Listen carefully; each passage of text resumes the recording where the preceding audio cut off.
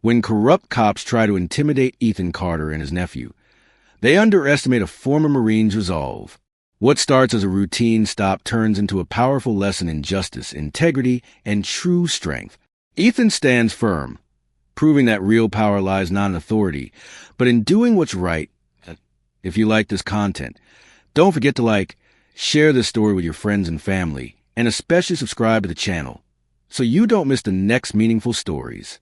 It was a calm Sunday evening in the small town of Arlington, Mississippi, a place where the pace of life seemed slower, but beneath the surface, unspoken tension simmered.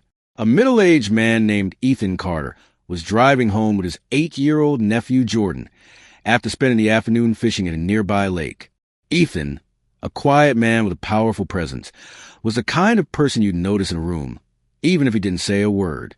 His years in the Marines had given him a disciplined demeanor, but he'd long since left that life behind, choosing instead to focus on family and peace.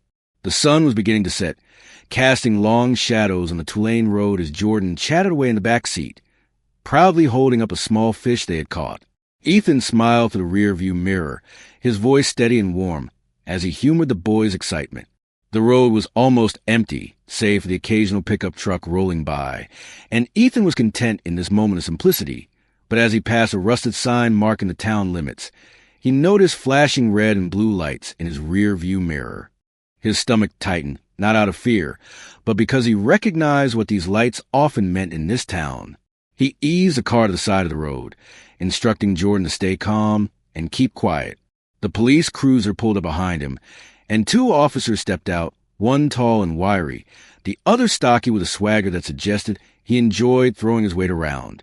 Ethan kept his hands on the wheel, his every movement deliberate and visible. Years of experience had taught him how to stay composed in situations like this. "License and registration," the officer rebarked, his tone laced with hostility. Ethan nodded and calmly reached for his wallet, handing over his ID and the car's paperwork. "You in a hurry or something?" the officer Blake added, circling the car like a predator sizing up its prey. "No, sir," Ethan replied evenly. "Just heading home." The stocky cop squinted at Ethan's ID, his lips curling into a smirk. "Ethan Carter, huh? You sure you belong around here?" Ethan didn't answer immediately. He wasn't sure if the officer wanted an answer or just an excuse to escalate the situation. Instead, he met the officer's gaze through the window, his expression neutral but unyielding. But something about the way the officers exchanged glances hinted that this stop was going to be more than routine. The officer Reed handed Ethan's ID to his partner, who retreated to the cruiser to run a check. The silence between Ethan and the remaining officer was thick, broken only by the faint hum of the police radio. Jordan fidgeted in the back seat, his small fingers gripping the edge of his seat as he whispered, "Uncle Ethan, are we in trouble?" Ethan turned his head slightly, keeping his hands visible. His voice was steady. "No, Jordan. Just stay quiet, okay?" The officer's eyes flicked to the boy, then back to Ethan. "Got yourself a little passenger there." "Huh? Where are you coming from?" "Fishing," Ethan replied, his tone as plain as the officer's was probing. He didn't volunteer any extra details. He knew better than to give them more ammunition. The officer Blake returned shaking his head. "Nothing on him," he said, almost disappointed. "Well, isn't that a surprise?" The stocky cop sneered, leaning closer to the driver's side window. "Thing is, your brake light's out. You know that?" Ethan frowned but kept his voice level. "It was working fine earlier." "Are you sure?" The officer's smirk widened. "Are you questioning me?" Ethan held his gaze unblinking. "Not at all, sir. Just saying it was working when I checked." The officer straightened up and tapped the roof of the car. "Step out of the vehicle." Ethan's jaw tightened, but he complied, opening the door slowly and stepping onto the gravel shoulder. He didn't want to escalate things, especially with Jordan watching. The officers weren't just looking for violations. They were fishing for something else, and Ethan could feel it. As he stood by the car, the stocky cop gestured toward Jordan. "Cute kid. Shame if he had to see something unpleasant." Ethan's hands instinctively balled into fists, but he unclenched them just as quickly. His voice was low, controlled. "There's no need to involve him in this." "Oh! We'll decide what needs to happen here." The wiry cop snapped, circling around to the passenger side. He opened the door, startling Malik. "Step out, kid." "No," Ethan said firmly, stepping forward. "He's a child. He stays in the car." The two officers exchanged a glance, their smug expressions faltering for a brief moment. Ethan's calm but commanding tone caught them off guard. They weren't dealing with someone who would cower or panic. They were dealing with someone who understood how to hold his ground without giving them an excuse to escalate. But the officers weren't ready to back down. They were just getting started. The air grew heavier as the officers doubled down, their power play shifting into high gear. The wiry cop slammed the passenger door shut, their power play shifting into high gear. The wiry cop slammed the passenger door shut with a loud thud, but not before glaring at Malik. The boy shrank back into his seat, clutching the fishing rod like a lifeline. The officer Reed crossed his arms, stepping into Ethan's personal space. "You got a problem following orders, Mr. Carter. Or maybe you think you're smarter than us." Ethan didn't flinch. He stood tall, his hands relaxed by his sides, his voice calm but firm. "I don't want any trouble. I just want to get my nephew home." The stocky cop chuckled darkly. "Trouble? Oh, you're making it real clear you don't understand who's in charge here." Ethan took a slow breath, his mind racing through scenarios. He could feel the weight of Jordan's wide-eyed stare through the window. This wasn't just about him anymore. Jordan needed to see what strength looked like, even in the face of injustice. "Let me make it easy for you," the wiry cop said, joining his partner. He leaned in close, his tone dripping with mockery. "Step back over to your car, hands on the hood. Let's see if you've got anything you shouldn't." Ethan's eyes narrowed slightly, but he did as instructed, placing his hands on the car's sun-warmed surface. His mind flashed back to his training. Control the situation, assess every variable, and always stay one step ahead. The pat-down began, more invasive than necessary. The wiry cop grinned as he made a show of slapping Ethan's pockets, pulling out his phone and wallet, and tossing them onto the hood. "You're awful quiet," the officer Reed said, leaning close to Ethan's ear. "That's not guilt I'm smelling, is it?" Ethan turned his head slightly, his voice steady. "It's restraint." The officer's smirk faltered for just a moment, a crack in the facade. But he quickly recovered, grabbing Ethan's wallet and flipping through it. "Marine, huh? That's supposed to impress me?" Ethan didn't respond. He'd learned long ago that silence could be louder than words. But then the wiry cop crossed a line. He opened the back door and gestured for Jordan to step out. The boy hesitated, his small frame trembling as his wide eyes darted between his uncle and the officer. "Leave him alone," Ethan said sharply, straightening up. His tone was like a blade, cutting through the officer's false bravado. The wiry cop grinned, clearly enjoying the reaction. "What's the matter, tough guy? You're not in charge here." "I am." The stocky cop moved closer to Ethan, his hand hovering near his holster. "You don't want to make this worse for yourself, Maureen. You're on thin ice." Ethan's fists clenched at his sides, his breath slow and deliberate. He wasn't afraid, but he was calculating. Years of discipline had taught him how to control his emotions, even in situations like this. But when Jordan let out a scared sob, something inside Ethan shifted. A quiet line had been crossed, and there would be no going back. Ethan's eyes locked on Jordan, whose trembling lips and tear-filled eyes ignited something deep within him. A protective instinct honed by years of service and a lifetime of knowing the world wasn't always fair. Ethan knew this wasn't just about him anymore. It was about teaching Malik what it meant to stand tall, even when the odds were stacked against you. "Step away from him," Ethan said, his voice calm but carrying a weight that made both officers pause. There was no yelling, no bravado, just the kind of authority that comes from knowing you don't need to prove anything to anyone. The officer Blake smirked, though his confidence wavered. "Or what? You gonna show us your Marine tricks, tough guy?" Ethan didn't answer. Instead, he stepped forward, positioning himself squarely between Jordan and the officers. His movements were slow and deliberate, every inch calculated to de-escalate, without conceding ground. "Jordan, stay in the car," Ethan said firmly, not taking his eyes off the cops. The boy hesitated but nodded, retreating into the seat and closing the door behind him. The officer Reed's hand now rested openly on his holster. "You're real close to resisting, Marine. You want to see how far we'll take this?" Ethan tilted his head slightly, his expression unreadable. "You've already gone far enough." The silence that followed was electric, the kind that makes even the boldest man second-guess his choices. The officer Blake shifted uncomfortably, glancing toward his partner for guidance. Then, in a move so quick it seemed almost effortless, Ethan reached out and plucked the wallet from the officer Reed's hand, tossing it onto the hood of his car. The motion wasn't aggressive.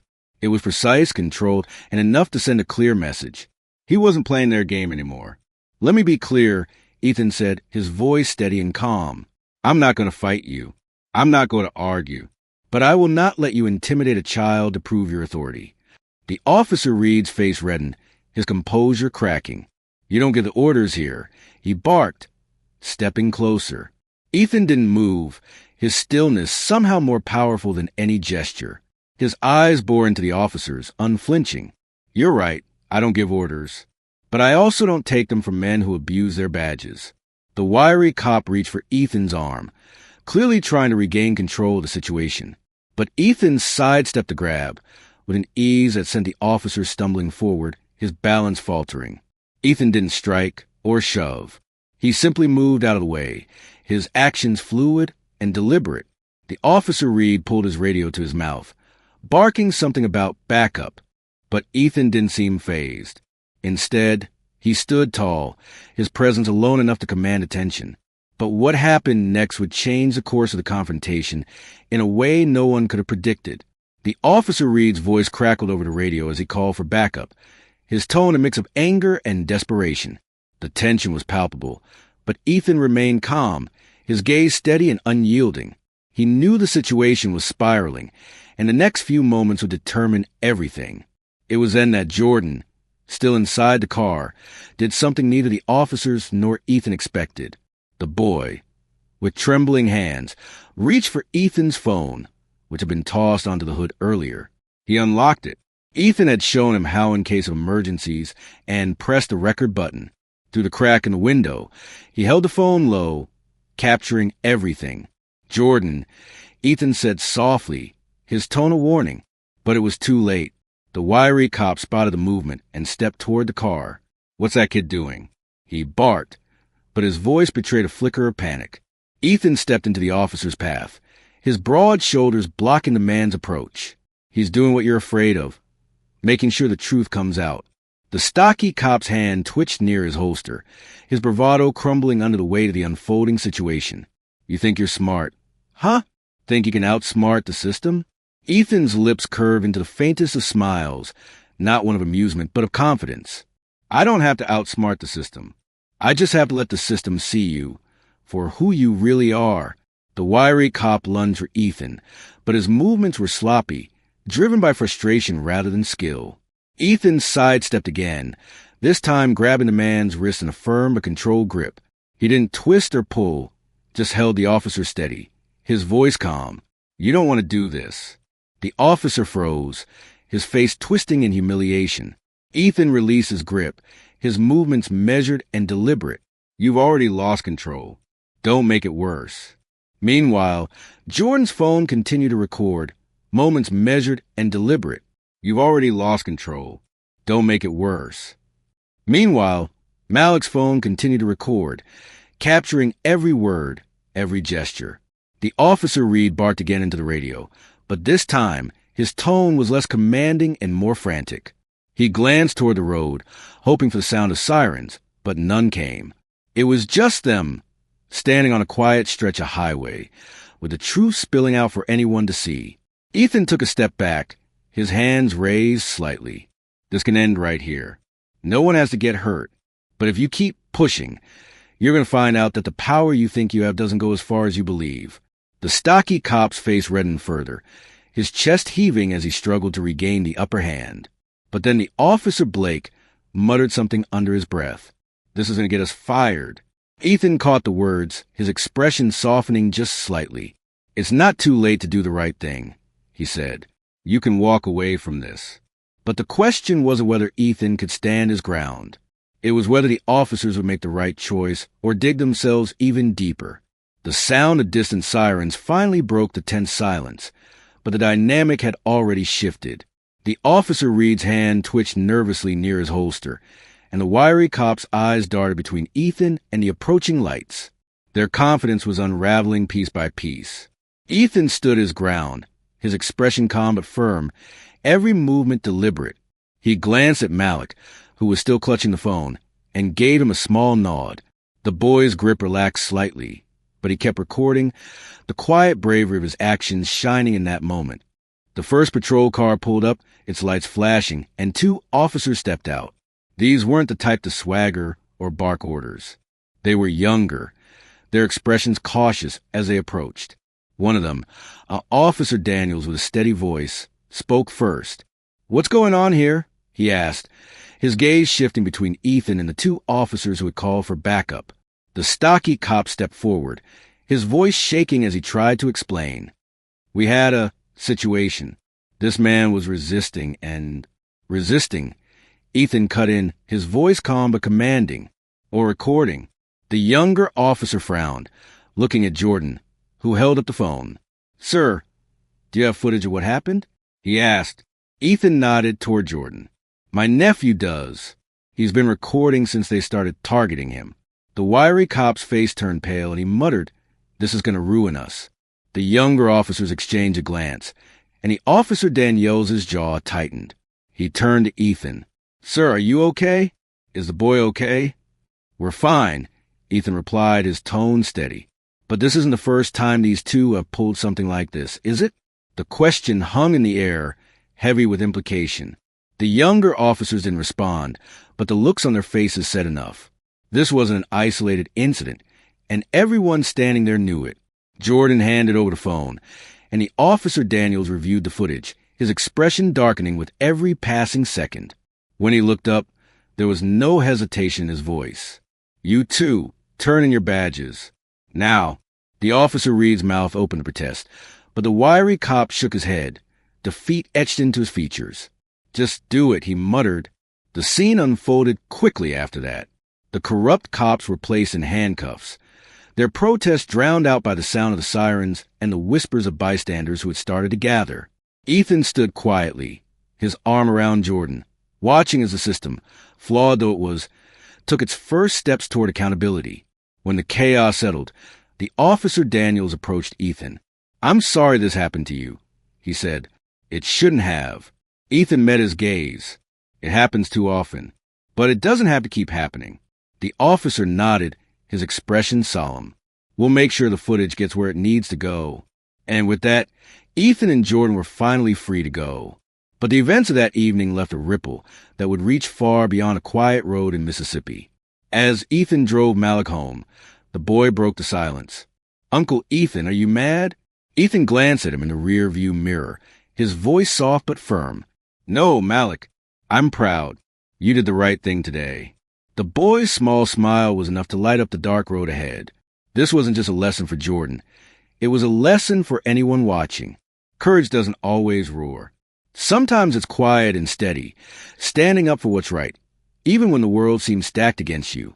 If this story moved you, share it.